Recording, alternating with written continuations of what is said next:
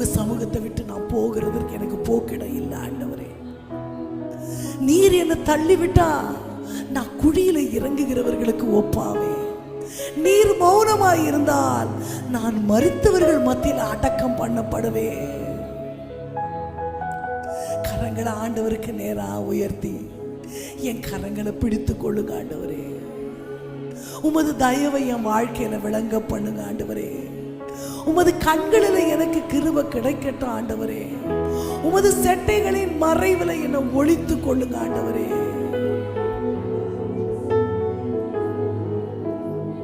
இருதயத்துல கை வச்சு எங்கே போவேன் நான்,